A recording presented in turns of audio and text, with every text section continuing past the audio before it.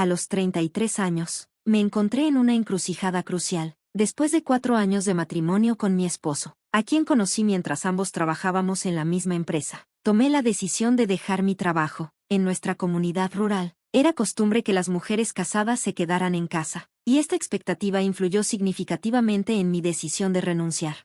Mi antiguo lugar de trabajo era una empresa pequeña y tradicional, donde la creencia de que las mujeres casadas no deberían tener trabajos a tiempo completo estaba profundamente arraigada. Esta norma cultural, junto con las opiniones desactualizadas de la empresa, dejaba claro que quedarse allí ya no era viable para mí. Pronto comencé un nuevo puesto en el que, a pesar de mi experiencia, me trataron como a una pasante. Mis tareas se limitaban a trabajos menores, hacer café, fotocopiar y limpiar. Aunque estas tareas no son inherentemente degradantes, el hecho de que se me asignaran a mí mientras que otros en formación recibían trabajo más sustancial era particularmente frustrante. Intentar abordar estos problemas con mi esposo resultó inútil. No estaba claro si realmente me escuchaba o simplemente evitaba la conversación, tal vez temiendo que mi rol como ama de casa pudiera poner en peligro nuestra estabilidad financiera. Un día, mi madre sugirió que contactara a mi primo para pedir consejo, con la esperanza de que él pudiera brindarme algún apoyo o guía. Después de discutir mi situación con varios familiares y amigos, mi primo intervino con una solución. Conocía una oferta de trabajo a través de un excompañero de clase y creía que mi experiencia encajaría perfectamente. Animada por su oferta, apliqué y me emocionó conseguir el puesto después de una entrevista exitosa. Compartí la noticia con mi familia y amigos, pero la reacción de mi esposo fue inesperadamente apagada. A pesar de su falta de entusiasmo, su silencio me permitió renunciar a mi antiguo trabajo, un movimiento que mi antiguo empleador parecía anticipar. Mi despedida estuvo marcada por despedidas educadas pero insinceras de colegas, con promesas como, te extrañaremos, tomemos algo algún día. No pude evitar preguntarme quién realmente lo pensaba. Mi nuevo rol en una ciudad vecina, aunque más pequeña que una metrópoli importante, ofrecía un ambiente urbano refrescante con su vibrante distrito de oficinas. Unirme a esta empresa fue un soplo de aire fresco. La cultura laboral era notablemente progresista, libre de sesgos por edad o género, y contaba con un equipo diverso, incluyendo personal internacional. El compromiso de la empresa con la igualdad era evidente en sus prácticas salariales justas, que no discriminaban según el estado civil. Como resultado, mi salario aumentó significativamente, superando al de mi esposo en casi 112,000 pesos anuales, un resultado de la estricta postura de la empresa sobre la equidad salarial de género. Aquí, el principio de igualdad de salario por trabajo igual era fundamental, reflejando un genuino compromiso con la justicia. Aún no he compartido la noticia de mi nuevo trabajo y el significativo aumento salarial con mi esposo. Dada su personalidad y las actitudes tradicionales de mi antiguo lugar de trabajo, espero que pueda encontrar difícil aceptar este cambio. A pesar de estas preocupaciones, he encontrado un renovado sentido de realización en mi nuevo rol, y la insatisfacción con mi antiguo trabajo ha desaparecido.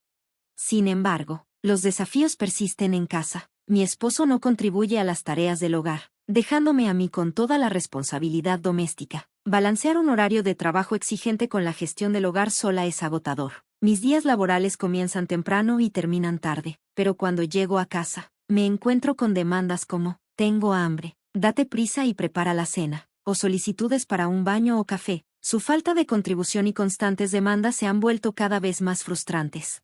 Elegí trabajar por el bien de la realización profesional e independencia, pero esta decisión ha llevado a una distribución injusta de las tareas domésticas. Ahora me doy cuenta de que podría haber estado influenciada por nociones desactualizadas sobre los roles maritales. Desde nuestro matrimonio, mi esposo ha insistido frecuentemente en su propia corrección, criticando a menudo mis esfuerzos. Él comentaba, el trabajo es difícil porque te falta habilidad, o sugería, si quieres manejar tanto el trabajo como el hogar, necesitas esforzarte más. Sus críticas se extendían a comentarios como, si el trabajo doméstico no va bien, es porque eres ineficiente, mejora rápido, y, dado que elegiste trabajar, no te descuides en las tareas del hogar.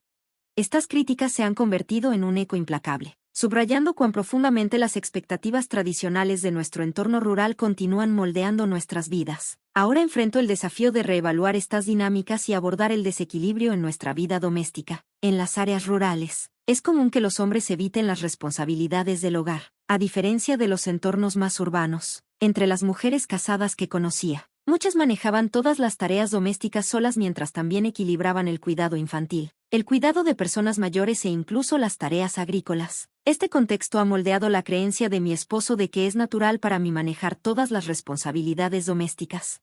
Esta mentalidad se vio reforzada por nuestras familias. Tanto mi madre como mi suegra eran amas de casa, y muchas mujeres de la generación de mi esposo eran amas de casa a tiempo completo o trabajadoras a medio tiempo. Aunque soy empleada a tiempo completo, me había acostumbrado un poco a este desequilibrio, aceptando pasivamente las expectativas de mi esposo y asumiendo todas las tareas del hogar según su criterio. Aunque mi esposo nunca exigió explícitamente que dejara mi trabajo, la presión de equilibrar mi carrera con todas las responsabilidades domésticas era abrumadora. Esto me llevó a creer que, dado que estaba comprometida con mi trabajo, no podía permitir que el frente doméstico se desmoronara. A pesar de cambiar de trabajo, esta rutina persistió, y a menudo regresaba a casa para encontrar a un esposo descontento. Me apresuraba a preparar su cena, disculpándome por mi llegada tarde, y luego me esforzaba por terminar las tareas del hogar, a menudo con poco tiempo para comer yo misma. Un punto de inflexión llegó cuando mi esposo descubrió mi estado de salario, accidentalmente dejado en un cajón. Su silencio mientras lo leía hablaba por sí mismo, y mis intentos de minimizarlo mencionando que se debía a horas extras o sugiriendo que él pronto podría ganar más resultaron en vano. Después de esto, su comportamiento cambió drásticamente. Empezó a ignorarme, negándose a hablar o reconocer mi presencia durante días. Mis esfuerzos por interactuar con él fueron recibidos con indiferencia, y eventualmente me resigné a esta nueva rutina silenciosa. Una noche, después de un largo día de trabajo, mi esposo rompió su silencio abruptamente, gritando: «Ya llegué, ¿qué hora crees que es?» En mi trabajo actual, hay un horario flexible con horas centrales a las que todos deben estar presentes, pero los tiempos exactos de llegada y salida varían. A pesar de mis esfuerzos por comenzar temprano y explicar mi situación a mi jefe, a veces no llegaba a casa hasta después de las 10 de la noche. A menudo dependía de comidas preparadas o congeladas que necesitaban ser recalentadas. Sin embargo, mi esposo esperaba a comer hasta que yo le sirviera, criticando severamente: «No deberías descuidar las tareas del hogar. La única razón por la que puedes seguir trabajando es porque yo lo permito».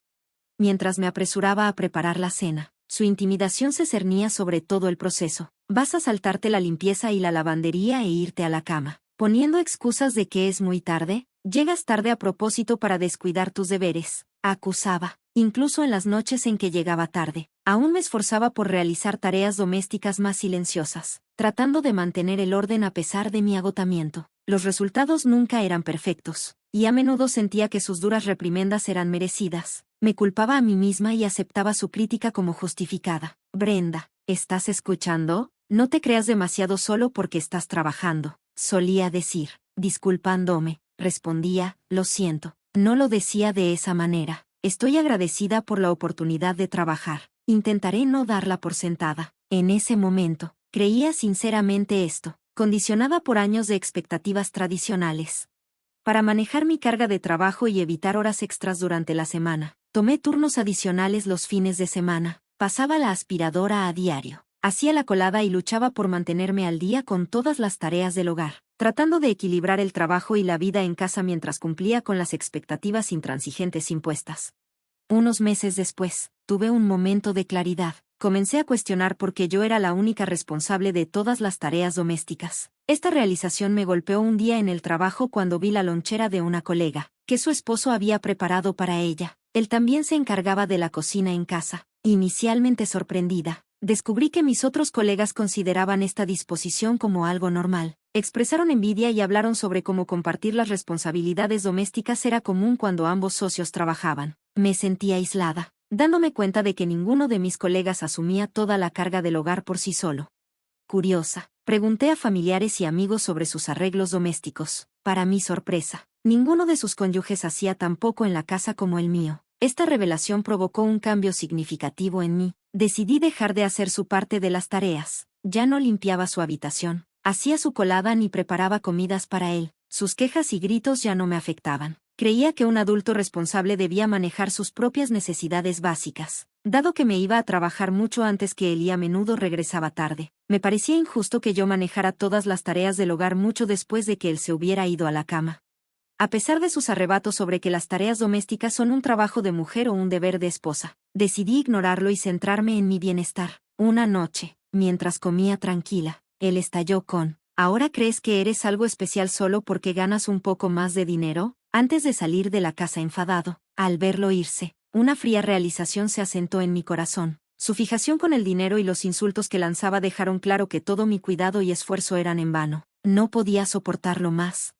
Al día siguiente, dejó de volver a casa. Supuse que se pondría en contacto si quería abordar algún problema, así que decidí dejar las cosas como estaban. Sin embargo, pronto descubrí que se había mudado de nuevo con sus padres. Cuando volvió para recoger sus pertenencias, nuestras interacciones fueron breves y tensas. A menudo recurría al abuso verbal e incluso a la agresión física, empujándome en algunas ocasiones. Estos momentos, que deberían haber sido oportunidades para la reconciliación, solo resaltaron la futilidad de tales esperanzas. Estaba dispuesta a considerar la reconciliación si él mostraba alguna disposición a comprometerse, pero sus acciones indicaban claramente lo contrario. Resuelta, enfrenté la dura realidad de nuestra situación.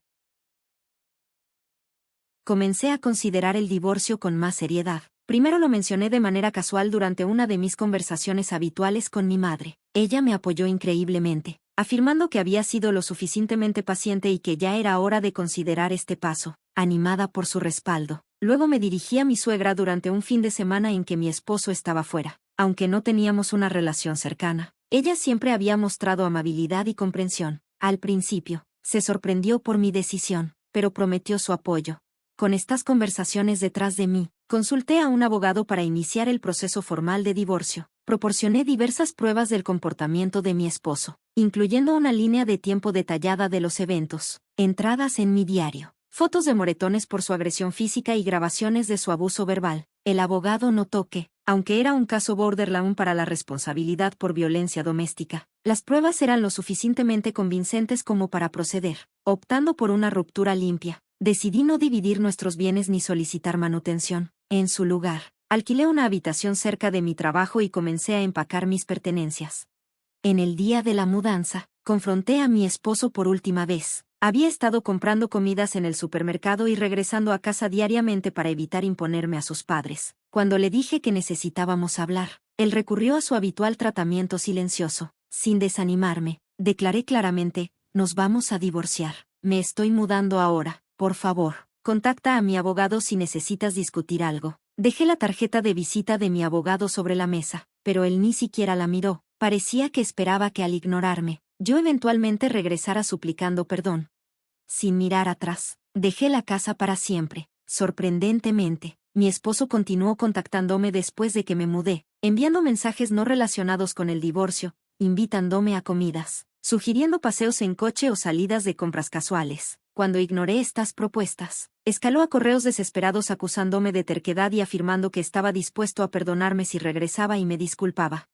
En la oficina del abogado, mi exesposo mantuvo una actitud confiada, aparentemente esperando que yo fuera la que estuviera angustiada. Con una sonrisa burlona, firmó los papeles del divorcio, tratando todo el proceso como si fuera una formalidad rutinaria. Rápidamente reuní los documentos, sintiendo una mezcla de ansiedad por si cambiaba de opinión y los destruía, y los presenté en el tribunal ese mismo día. Más tarde, mi abogado me informó que mi exesposo no creía realmente que yo llevaría a cabo el divorcio. Una vez que comprendió la gravedad de la situación, comenzó a exigir manutención y una división de bienes. Sin embargo, la comunicación cesó poco después. Sospecho que mi madre y mi suegra podrían haber intervenido, aconsejándole que abandonara sus demandas. Incluso después de que el divorcio se finalizó, seguí recibiendo correos extraños de mi exesposo. Decidí seguir adelante con mi vida, ignorando estos mensajes y concentrándome en construir un futuro pacífico e independiente.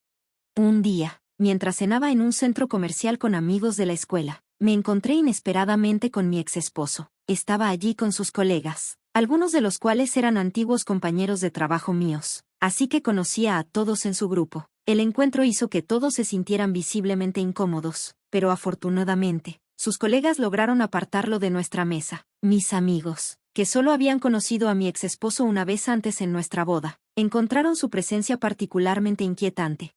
Ese es mi exesposo recientemente separado, expliqué. Me ha estado siguiendo, y ha sido angustiante. Al escuchar esto, mis amigos se sintieron obligados a actuar. Mientras pasaban por su mesa, no pudieron evitar comentar: es un acosador.